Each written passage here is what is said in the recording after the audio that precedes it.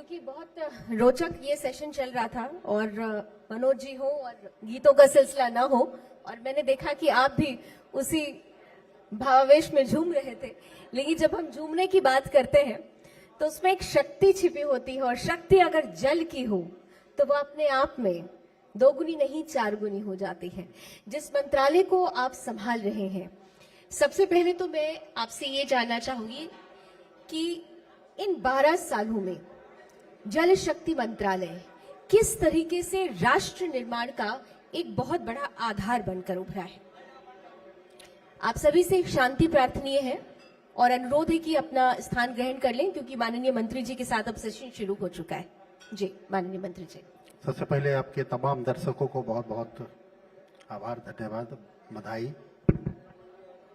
और जैसा कि हम सब जानते हैं कि 2019 में जल शक्ति मंत्रालय बना, और जब से जल शक्ति मंत्रालय बना है, और उससे पहले वाटर रिसोर्सेस और रिवर डेवलपमेंट, गंगा रिजुविनेशन से लेकर के अलग अलग मंत्रालय थे, लेकिन जल के क्षेत्र पर प्रधानमंत्री जी के नेतृत्व में इतना कुछ काम हुआ है, आपको जानकर के बेहद खुशी होगी कि जब जेजेएम लॉन्च हुआ था देश में, उस समय मात्र 15 से 16% ग्रामीण घरों में फंक्शनल टैप वाटर कनेक्शन था, यानी कि सेफ ड्रिंकिंग वाटर की व्यवस्था, पाइप वाटर की व्यवस्था थी। और मात्र 2019 से 7 साल में लगभग मोर देन 85% ग्रामीण घरों में pipe water, safe drinking water की व्यवस्था की गई। इसी तरह रिवर इंटरलिंकिंग के क्षेत्र में भी, ग्राउंड को भी रिचार्ज करने के क्षेत्र में, मतलब एक बड़ा अप्रोच पूरे जल के क्षेत्र में प्रधानमंत्री जी के नेतृत्व में हुआ है, और बहुत अच्छा इम्पैक्ट पड़ा है। ग्राउंड वाटर पर भी अच्छा इम्पैक्ट पड़ा है। हर क्षेत्र में रिवर इंटरलिंकिंग का, जो लोग सोचते थे कि रिवर इंटरलिंकिंग होगा, क्योंकि जल में दोनों तरह की समस्याएं होती है। एक्सेस से फ्लड का सामना करते हैं हम, और जहां पानी कम होती है तो ड्राउट का सामना करते हैं। तो ये सुखाड़ और बाढ़ दोनों को कैसे एक साथ मिला करके कैसे सभी को पानी भी पहुंचाया जाए और एक्सेस भी, फ्लड भी ना हो, तो इसके लिए रिवर इंटरलिंकिंग का प्रोजेक्ट आदरणीय प्रधानमंत्री जी ने लाया। और बिल्कुल, आपने जब बाढ़ और सुखाड़ की बात की, तो आप जिस राज्य से आते हैं, अभी मनोज जी भी उसी राज्य की बात हो रही थी, क्योंकि जब हम बिहार की बात करते हैं तो वहां पर कोसी का प्रलय भी है और फिर वहां पर सूखा ग्रस्त क्षेत्र भी है। तो वहां की चुनौतियां ही देश के हर हिस्से में अगर वो चुनौतियां हैं, तो उन चुनौतियों पर पार पाने के लिए आप लोगों ने योजनाएं बनाई हैं, लेकिन अभी भी कुछ ऐसी चुनौतियां हैं जिसका सामना आपको करना पड़ रहा है। खासतौर से जब आप इंटरलिंकिंग की बात करते हैं, तो क्या आपको लगता है कि वो चुनौतियां बहुत जल्द उसका समाधान निकल जाएगा, क्योंकि 2047 का विजन बहुत बड़ा है? निश्चित रूप से प्रधानमंत्री जी ने जो राष्ट्रीय संकल्प लिया है कि हम 2047 तक भारत को विकसित भारत बनाएंगे, तो उस कड़ी में सब क्षेत्र में काम करने की आवश्यकता है, और जल के क्षेत्र में विशेष काम करने की आवश्यकता है। क्योंकि एक आने वाली पीढ़ी के लिए अगर कोई सबसे प्रेसियस गिफ्ट हो सकता है तो वो एक सेफ ड्रिंकिंग वाटर हो सकता है।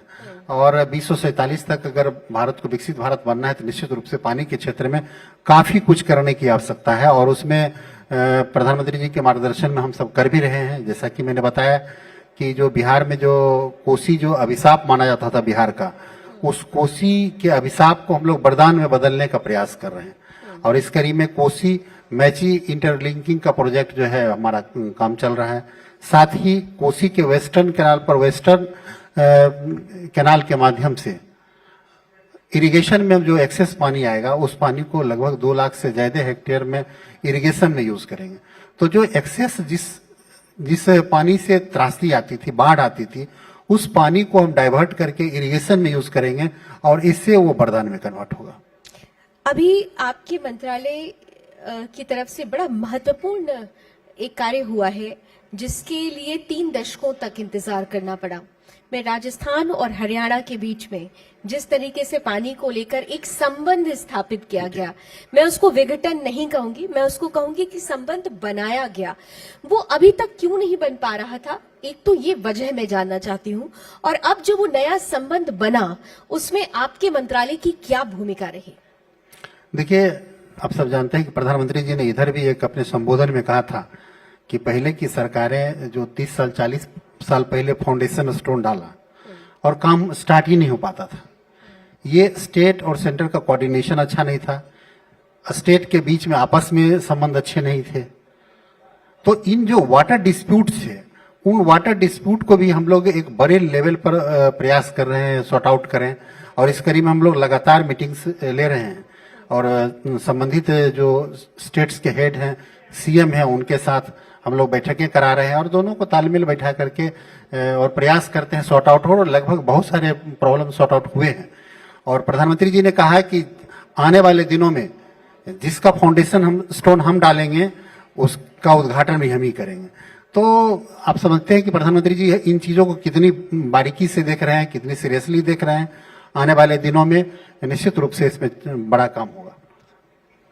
जी, बड़ी महत्वपूर्ण बात आपने कही है। और सामने अब हम देख रहे हैं माननीय शहनवाज हुसैन साहब भी आ चुके हैं। नमस्कार सर, आपका भी स्वागत है। बड़ा महत्वपूर्ण सेशन चल रहा है, हम जल की बात कर रहे हैं और कहते भी हैं कि बिन पानी सब सून होता है, लेकिन यहाँ पर तो भाई आप लोगों ने डिसीजन ले लिया है कि कहीं और भी सूना करना है, और वो सूना नहीं बल्कि एक सबक होगा। मैं इंडस वाटर ट्रीटी की बात कर रही हूँ।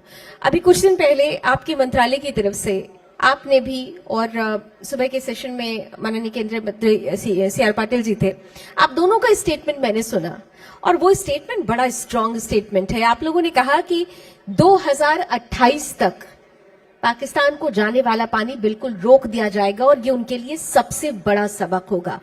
देश भी यही चाहता है, लेकिन ये जो 2028 की डेडलाइन दी गई है, क्या उसके पहले हम उस इंफ्रास्ट्रक्चर को खड़ा कर पाएंगे जिससे ये संभव हो पाएगा? क्योंकि हमारे लिए अभी वर्तमान में वो इंफ्रास्ट्रक्चर खड़ा करना सबसे महत्वपूर्ण जो चैलेंज है आप लोगों के लिए, कैसे करेंगे इसे? निश्चित रूप से आपने बहुत सही सब बात बताया, और प्रधानमंत्री जी ने कहा था स्पष्ट शब्दों में कि खून और पानी एक साथ नहीं बह सकता, और इस कड़ी में हम लोगों ने उस को चुनौती के रूप में लिया है। और निश्चित रूप से जो कमिटमेंट प्रधानमंत्री जी ने किया है, हमारे कैबिनेट मिनिस्टर साहब आदरणीय सी आर पाटिल साहब ने किया है, हम सब मिल करके दिन रात एक कर काम करेंगे और इंफ्रास्ट्रक्चर खड़ा करेंगे, और जो 28 का डेडलाइन है उस समय तक हम निश्चित रूप से इंफ्रास्ट्रक्चर बना लेंगे। इसको दृढ़ संकल्प कहते हैं। हाँ, भारत निर्माण की हम बात कर रहे हैं और संकल्प से ही वो सपना साकार हो रहा है। 2047 का एक बड़ा विजन है। हम नमामि गंगे प्रोजेक्ट की बात थोड़ा करना चाहेंगे आपसे, क्योंकि अभी भी हम ये देखते हैं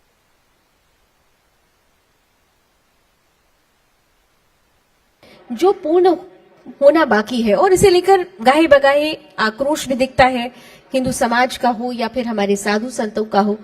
तो क्यों देरी हो रही है इस चीज में, ये थोड़ा समझना जरूरी है। नहीं, देरी नहीं हो रही है। आपने देखा कि किस तरह से गंगा नदी के लिए स्पेशल नमामि गंगे मंत्रालय का एक पार्ट है, और इतना इम्पोर्टेंस दिया गया, इतना और उसमें काम किया गया। जो गंगा के अलोंग जो भी शहर हैं, बड़े बड़े शहर, छोटे छोटे जो भी हैं, सब अपना डायरेक्टली जो सीवेज है वो नदी में डालते थे, और प्रधानमंत्री जी के मार्गदर्शन में हम लोगों ने उन सीवेज को अब एसटीपी से ट्रीट कर करके तब पानी दी, और इसका इम्पैक्ट इतना अच्छा पड़ा है कि गंगा की सफाई हुई है, और जिसका प्रूफ है कि जो डॉल्फिन, जो क्रोकोडाइल्स, जो मछलियां कुछ जो विलुप्त हो गई थी, वो फिर अपस्ट्रीम में आ रही हैं। तो ऐसे काफी परिवर्तन आए हैं जो इंडिकेट करता है कि गंगा की सफाई हुई है। जहां तक अविरलता का सवाल है, आने वाले दिनों में और भी काम हम लोग करेंगे तो गंगा निर्मल भी हुई है और अविरल भी बहेगी।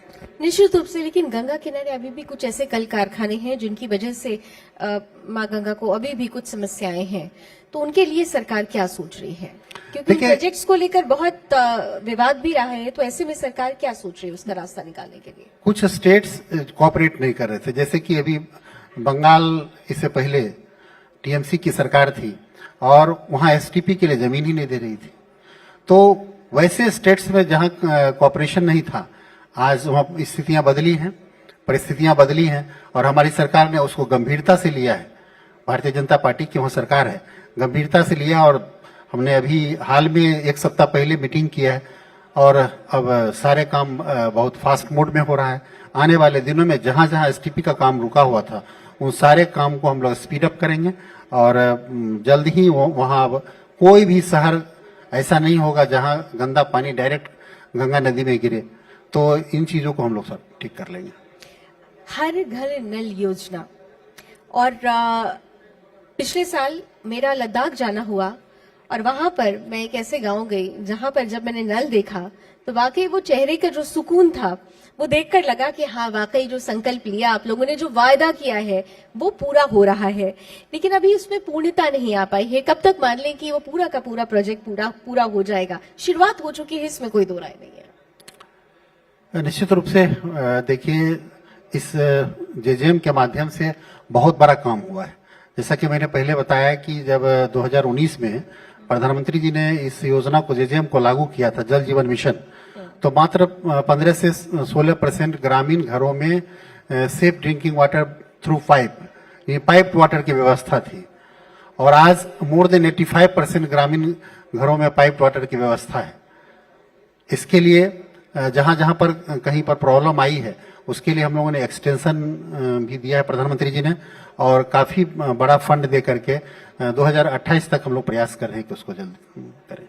जी मंत्री जी, वर्षा के जल का संचयन, प्रधानमंत्री जी अक्सर मन की बात में ये बात कहते हैं कि आने वाले समय में जो सबसे बड़ी चुनौती होगी वो जल की होगी और ये दुनिया में भी इसकी चर्चा हो रही है कि जो अगला युद्ध होगा वो जल युद्ध होगा।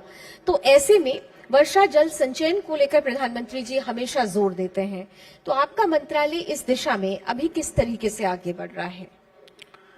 क्योंकि ग्रामीण क्षेत्रों में तो वो सोच पनप चुकी है, वो बीज प्रस्फुटित हो चुका है, लेकिन शहरी क्षेत्रों में वो बीज अभी सिर्फ रखा है, उसको खाद पानी नहीं मिल पाया है। कैसे करेंगे इसे आप? देखिए, प्रधानमंत्री जी ने एक स्लोगन दिया, catch the rain where it falls when it falls, और इस कार्यक्रम के माध्यम से और इसको जन भागीदारी में कन्वर्ट किया और इसका इम्पैक्ट इतना पड़ा।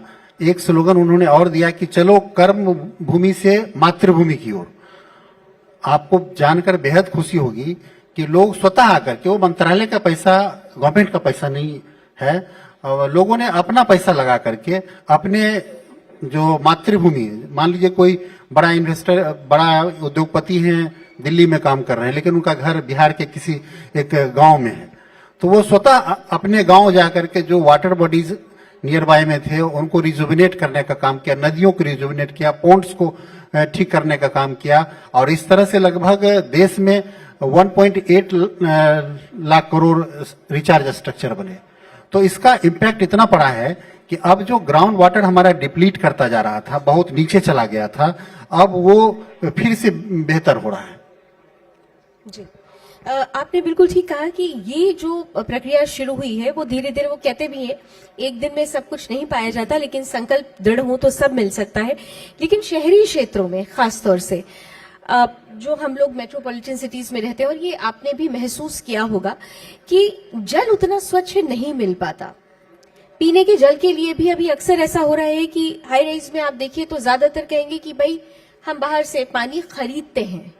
तो एक वक्त था कि पानी खरीदना नहीं पड़ता था क्योंकि हमारी परंपरा पोखरों की रही है, हमारी परंपरा बावड़ी की रही है, कुओं की रही है, लेकिन अब वो सब कुछ विलुप्त हो गया। क्या आपको लगता है कि इस समस्या का निवारण उसी सांस्कृतिक मूल्य में छिपा हुआ है और उसे पुनर्जागृत करने की जरूरत है? निश्चित रूप से ये बड़ा अहम सवाल है और हम सबों को लगना होगा, ये जन भागीदारी से ही संभव हो पाएगा। सरकार योजना बनाती है लेकिन जब तक कम्युनिटी का पार्टिसिपेशन नहीं होगा तब तक नहीं। और प्रधानमंत्री जी ने जो लोगों से आह्वान किया उससे काफी कुछ हुआ भी है। और भी कुछ करने की आवश्यकता है, हम सब मिल करके करेंगे। अभी आपने देखा कि किस तरह से बहुत सारे शहर में रेरा का अप्रूवल तभी मिलेगा जब वो रेन वाटर हार्वेस्टिंग का स्ट्रक्चर लगाएंगे। तो हम लोगों ने कुछ ऐसे नियम भी बनाए हैं जिसके बाद ही रेरा का अप्रूवल मिलेगा, और बहुत सारे रिचार्ज स्ट्रक्चर, रूफटॉप हार्वेस्टिंग से लेकर के बहुत सारी चीज ऐसे हम लोगों ने किया है जिसके कारण कि शहर में भी अब पानी का जो ग्राउंड वाटर का जो लेवल है वो भी इम्प्रूव कर रहा है। बहुत बहुत धन्यवाद मंत्री जी। लेकिन चलते चलते, क्योंकि आप सुदर्शन के मंच पर हैं और करोड़ों दर्शक केवल इस वक्त आपको देश में ही नहीं बल्कि विश्व भर में देख रहे हैं, उनसे क्या अपील होगी आपकी तरफ से? देखिए, जल बहुत ही प्रेसियस है और खास करके हम हिंदुस्तानियों के लिए ज्यादा, इसलिए कि हमारे देश में लगभग दुनिया का लगभग 16 से 18% पॉपुलेशन रहता है, और सेफ ड्रिंकिंग वाटर की बात करें, मीठे जल की बात करें, तो हमारे पास मात्र 4% है।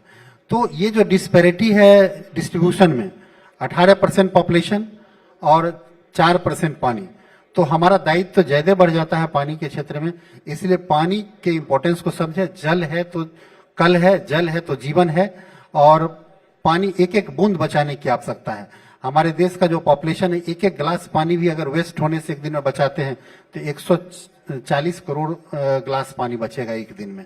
तो ये बहुत बड़ा प्रयास होना चाहिए कि हम जहां भी, एक सिंपल एग्जांपल लें कि आज लोग बोतल में पानी देते हैं, कहीं पार्टी में जाते हैं, लोग एक घूंट पीते हैं और बोतल छोड़कर चले जाते हैं। हम वैसे लोगों से कहना चाहते हैं कि आप अगर कैप अनकैप कर दिया है तो आप उस बोतल को लेकर के चले जाइए, पानी को वेस्ट मत करिए, पानी को बचाइए। बहुत ही प्रेसियस है, और आने वाली पीढ़ी के लिए अगर कोई सबसे बड़ा गिफ्ट हो सकता है तो वो एक अच्छा सेफ ड्रिंकिंग वाटर हो सकता है। वाह, बहुत बड़ी बात आपने की। बहुत बहुत धन्यवाद माननीय मंत्री जी, हमारे साथ आप हमारे इस मंच पर आए।